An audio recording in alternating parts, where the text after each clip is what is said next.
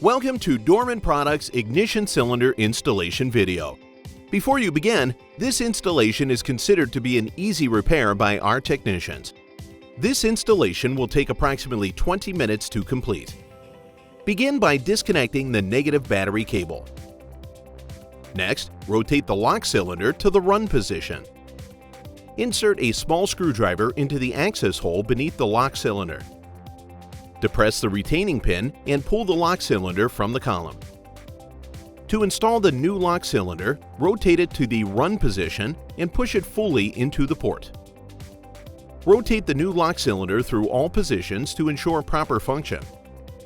Finally, reconnect the negative battery cable. Key programming procedure. First, remove the provided keys from the keyring and separate them from one another.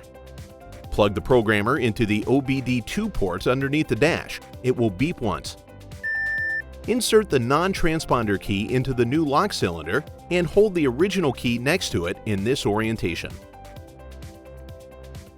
Rotate the lock to the on position. The programmer will beep once and the key can be removed from the ignition. Tech note: keep the original key away from the column for the remainder of this procedure. Insert the first new transponder key and turn it to the on position without starting the vehicle. The programmer will beep twice. The programmer LED will flash and begin the 10-minute security access wait. Keep the key in the ignition cylinder during this time.